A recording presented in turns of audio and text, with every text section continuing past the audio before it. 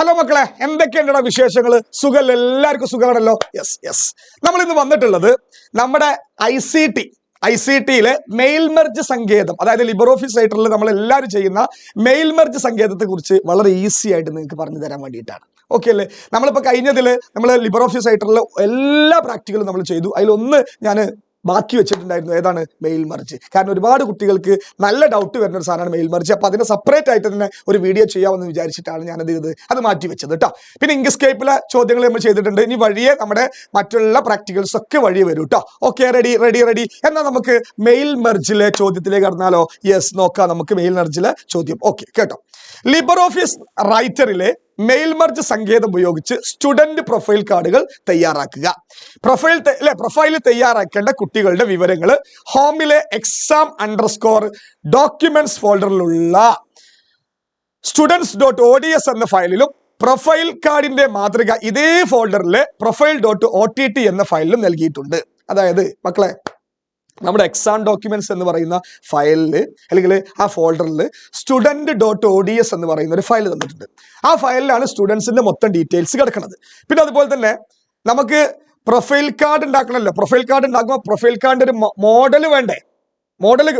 ആ മോഡൽ കിടക്കുന്നത് profile.ott എന്ന് പറയുന്ന ഒരു ഫയലിലുമാണ്. നിങ്ങൾ ശ്രദ്ധിക്കേണ്ട കാര്യം, ഏത് മെയിൽ മെർജ് ചെയ്യുമ്പോഴും രണ്ട് ഫയൽ നമുക്ക് ഉണ്ടാവും. അതിൽ ഒന്നാമത്തെ ഫയൽ എന്ന് പറഞ്ഞാൽ .ods അവസാനിക്കുന്ന ഒരു ഫയലും എക്സ്റ്റൻഷൻ ഉള്ളതും, അതേപോലെ പ്രൊഫൈൽ ഇവിടെ കൊടുക്കുന്ന പ്രൊഫൈൽ .ott അവസാനിക്കുന്ന മറ്റൊരു ഫയലുമാണ് ഉണ്ടാകുക.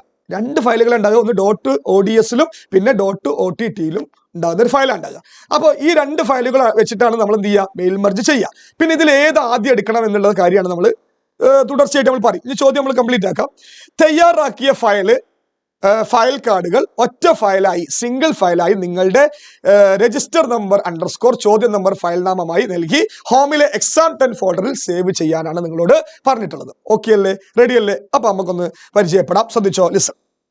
അതായത്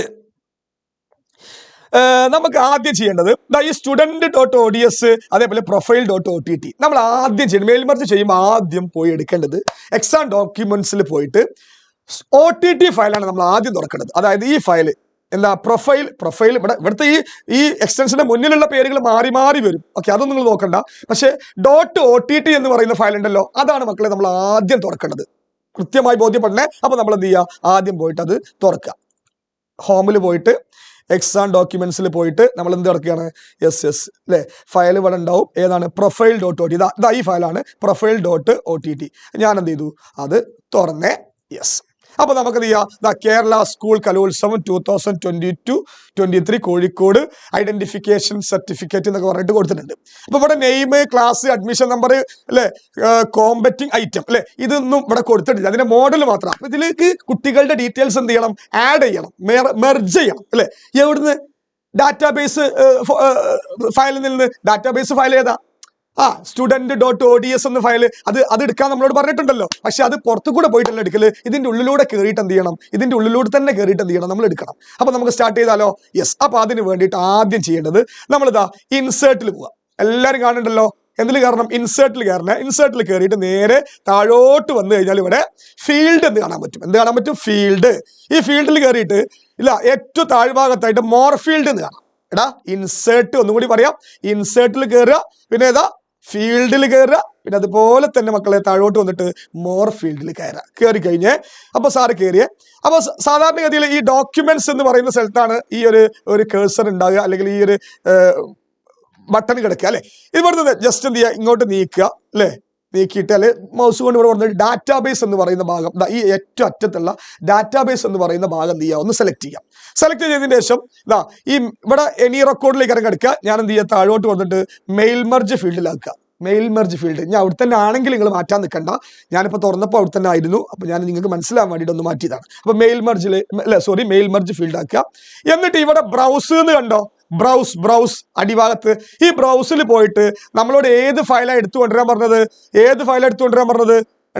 ഇതാണ് ഇപ്പൊ നമ്മൾ ആദ്യം തുറന്നത് OTT അല്ലെ. ഇനി നമ്മളോട് കൊണ്ടുവരാൻ പറഞ്ഞത് student.ods എന്ന് പറയുന്ന ഫയലാണ് എടുത്തുകൊണ്ടിരേണ്ടത്. അപ്പൊ നമ്മൾ അത് എടുക്കാൻ പോവാണ് അല്ലെ. അപ്പൊ നമ്മൾ എക്സാം ഡോക്യുമെന്റ്സിൽ വന്നിട്ട് student.ods എന്ന് ഈ കാണുന്ന ഫയൽ കണ്ടാ. ഞാനിപ്പോൾ students.ods എന്ന് പറയുന്ന ഫയൽ ഞാൻ എന്ത് ചെയ്തു? ക്ലിക്ക് ചെയ്തു, ഓപ്പൺ ചെയ്തു. ഇവിടെ വന്നിട്ടുണ്ട് ദ സ്റ്റുഡൻസ് അല്ലെ 1. അത് ഞാൻ ഓൾറെഡി ഇത് മുകളിൽ തുറന്നുകൊണ്ടാണ് ഞാൻ സ്റ്റുഡൻസ് എന്നുള്ളത് സ്റ്റുഡൻസ് 1 ആയത്. There is no problem. നിങ്ങൾ ഇത് സെലക്ട് ചെയ്യും. എന്നിട്ട് ഇവിടെ കണ്ടോ ഒരു ട്രയാങ്കിൾ കണ്ടോ ഈ അറ്റത്ത് ഇവിടെ ഇങ്ങനെ കണ്ടോ, അതിപ്പോൾ ജസ്റ്റ് ഒന്ന് ക്ലിക്ക് ചെയ്യാം. അപ്പോൾ ഒരു ഷീറ്റ് എന്ന് കാണാം. ആ ഷീറ്റിലും ജസ്റ്റ് ഒന്ന് ക്ലിക്ക് ചെയ്യുക. യെസ്, കണ്ടോ? യെസ്. ഇപ്പൊ നോക്ക്, ഇത് ഞങ്ങളുടെ സൈഡിലേക്ക് നീക്കി വെക്കുന്നുണ്ട്. ഇനി നോക്കിട്ടാ ഇവിടെ നെയിമിന്റെ സ്ഥാനത്ത് ഇവിടെ കൊടുത്തിട്ട് നമ്മൾ എന്ത് ചെയ്യുക, ഈ ഒരു നെയിമിന്റെ ഇവിടെ ഒന്ന് ജസ്റ്റ് കേസർ കൊടുത്ത് നോക്കുക. എന്നിട്ട് ഇവിടെ ഈ നെയിം ഇതാ പുറത്തുള്ള ഫീൽഡിലുള്ള അതിൽ വന്ന് ഡബിൾ ക്ലിക്ക് അടിക്കുക. അപ്പോൾ ഇതാ നെയിം ഇവിടെ എത്തി. ഇനി അടുത്തത് ക്ലാസിന്റെ അവിടെ കേസർ കൊടുത്ത് നോക്കുക. ജസ്റ്റ് എന്ത് ചെയ്യുക, ക്ലാസിന്റെ മുകളിൽ പോയിട്ട് ഡബിൾ ക്ലിക്ക് അടിക്കുക. ഓക്കെ അല്ലേ? പിന്നെ അഡ്മിഷൻ നമ്പറിന്റെ അവിടെ പോയിട്ട് കേസർ വെക്കുക. കേസർ വെക്കണോടത്തേ അത് വരുള്ളൂ. ഓക്കെ, എന്നിട്ട് എന്ത് ചെയ്യുക, അഡ്മിഷൻ നമ്പറിൽ പോയിട്ട് ഡബിൾ ക്ലിക്ക് വെക്കുക. അപ്പോൾ അഡ്മിഷൻ നമ്പർ അവിടെ എത്തിയേ. ഇനി ഇവിടെ കോമ്പറ്റിംഗ് ഐറ്റം അല്ലേ, അപ്പോൾ ഇവിടെ കേസർ കൊണ്ട് നോക്കുക. എന്നിട്ട് ഐറ്റത്തിൽ പോയിട്ട് എന്ത് ചെയ്യുക, ഡബിൾ ക്ലിക്ക് അടിക്കുക. Okay, yes. ഇപ്പൊ എന്തായി, ODSലുള്ള അതായത് student.ods എന്ന് പറയുന്ന ഡാറ്റാബേസിലുള്ള ഡാറ്റ ഈ OTT ഫയലിലേക്ക് ഈ മാതൃക ഈ മോഡൽ അല്ലെ ഈ സർട്ടിഫിക്കറ്റിലേക്ക് അല്ലെ മോഡൽ എന്താണ് പ്രൊഫൈൽ ഡാറ്റയിലേക്ക് എന്തായി ലിങ്കായി. കണ്ടാ, ഇത് ലിങ്കായി. ഇനി എന്ത് ചെയ്യുക, നമ്മളിത് ഇനി ഈ ഭാഗം നമുക്ക് വേണ്ട നമ്മളെന്ത് ചെയ്തു, ഇവിടെ ക്ലോസ് അടിച്ചു. ഇപ്പൊ എന്തായി, ലിങ്കായി. അതായത് ലിബർ ഓഫീസ് റൈറ്ററിലുള്ള ഫയലും അതേപോലെ ലിബർ ഓഫീസ് ബേസിലുള്ള student.ods എന്ന് പറയുന്ന ഫയലും നമ്മൾ എന്തായി, ലിങ്കായി. ഇനി നമ്മളോട് ചോദ്യത്തിലേക്ക് ഒന്നും കൂടി പറയാം. അപ്പൊ നമ്മൾ ലിങ്ക് ആക്കിയ ഇത്രയും ചെയ്തേ. ഇനി തയ്യാറാക്കിയ പ്രൊഫൈൽ കാർഡുകൾ, ഇപ്പൊ ഞാൻ പ്രൊഫൈൽ കാർഡ് എന്തായി ഉണ്ടാക്കി അല്ലേ. ഓക്കെ, ഇനി നോക്ക്, ഒറ്റ ഫയലായി സിംഗിൾ ഫയലായി നിങ്ങളുടെ രജിസ്റ്റർ നമ്പർ _ ചോദ്യം നമ്പർ ഫയൽ നാമമായി നൽകി ഹോമിലെ exam10 ഫോൾഡറിലേക്ക് സേവ് ചെയ്യുക. അപ്പോൾ നോക്ക്, അപ്പോൾ നമ്മൾ സേവ് ചെയ്യാൻ പോവുകയാണ്. ഒറ്റ ഫയലാട്ട, സിംഗിൾ ഫയലാണ്. അപ്പോൾ അതെങ്ങനെ ആക്കുക, ഫയലിൽ പോവാം. ഫയലിൽ പോയിട്ട് മക്കളെ നിങ്ങൾ പൊട്ടത്തരം കാണിക്കരുത്. സേവ് ഒന്നും അടിച്ചാണ് തീരുന്നത്. ആ ഒരു കലാപരിപാടി ഇവിടെ ഇല്ല. നേരെ താഴോട്ട് വന്നിട്ട് ഇവിടെ പ്രിന്റ് എന്ന് കണ്ടോ, ഇതാണ് പ്രിന്റ്. ആ ജസ്റ്റ് ക്ലിക്ക് ചെയ്യുക, എന്നിട്ട് യെസ് സെലക്ട് ചെയ്യുക. Yes, okay. എന്നിട്ട് നമ്മളോട് എന്താ പറഞ്ഞത്, ഇവിടെ പ്രിന്ററിലേക്ക് ഡയറക്റ്റ് പ്രിന്റ് ചെയ്യാനെല്ലാം കൊടുക്കുക. നമ്മൾ ഫയലായിട്ട് സേവ് ആണ് ചെയ്യുക. അപ്പൊ അത് ഫയലാന്നാക്കുക. എന്നിട്ട് നമ്മളോട് പ്രത്യേകം ക്വസ്റ്റ്യനിൽ പറഞ്ഞു എന്ത്, ഒറ്റ ഫയലായി സിംഗിൾ ഫയലായി സേവ് ചെയ്യാനാ പറഞ്ഞത്. അപ്പൊ ഇവിടെ ഉണ്ട് എന്താ, save as single document, save as individual document. അപ്പൊ നമ്മൾ എന്ത് ചെയ്യണം, സേവ് ആസ് സിംഗിൾ ഡോക്യുമെന്റ്. അത് അവിടെ തന്നെയാണ് കിടക്കുന്നത്, ഡിഫോൾട്ട് ആയിട്ട് അവിടെ തന്നെ കിടക്കുന്നത്. അപ്പൊ സേവ് ആസ് സിംഗിൾ ഡോക്യുമെന്റ് ആയിട്ട് എന്ത് ചെയ്യുക, അവിടെ ക്ലിക്ക് ചെയ്യുക. എന്നിട്ട് ഇവിടെ ഓക്കെ അടിച്ചു കഴിഞ്ഞാൽ നമ്മളോട് സേവ് ചെയ്യാൻ ചോദിക്കും. സേവ് ചെയ്യൽ എവിടെയാണ്, നമ്മുടെ ഹോമിലെ exam10 എന്ത് കൊടുക്കണം, രജിസ്റ്റർ നമ്പർ കൊടുക്കുക. ഞാനിപ്പോ 1 2 3 4 5 കൊടുത്തു.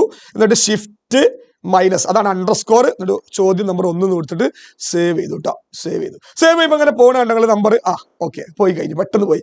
അപ്പോൾ ഇങ്ങനെ പോയി കഴിഞ്ഞാൽ ഇത് ശരിയായി എന്നതിന്റെ അർത്ഥം. ഓക്കെ അല്ലേ? ഇനി ഇതെല്ലാം ക്ലോസ് ചെയ്യാം. ഡോണ്ട് സേവ് ചെയ്യണില്ല. ഇനി നമ്മൾ എന്ത് ചെയ്യുക, നമ്മുടെ exam10 സേവ് ചെയ്തെടുത്ത് പോയി exam10 ഇവിടെ ഇവിടെ സേവ്. നമ്മൾ കൊടുത്ത നമ്പർ അറിയല്ലോ, ഏതാ, 1 2 3 4 5 _ 1. ഇത് ഞാൻ ക്ലിക്ക് ചെയ്ത് തുറന്നു. അപ്പൊ തുറന്നു നോക്കുക, കണ്ടങ്ങള് യെസ്, ഓട്ടോമാറ്റിക് ലിങ്കായി. ആ ഡാറ്റാബേസിലുള്ള പേര് തീമക്ക് ലിങ്കായി. ഇതാ സൂസൻ തോമസ് 10ാം ക്ലാസ് അല്ലെ, രജിസ്റ്റർ നമ്പർ എത്രയാണ്, അഡ്മിഷൻ നമ്പർ എത്രയാണ്, 1022.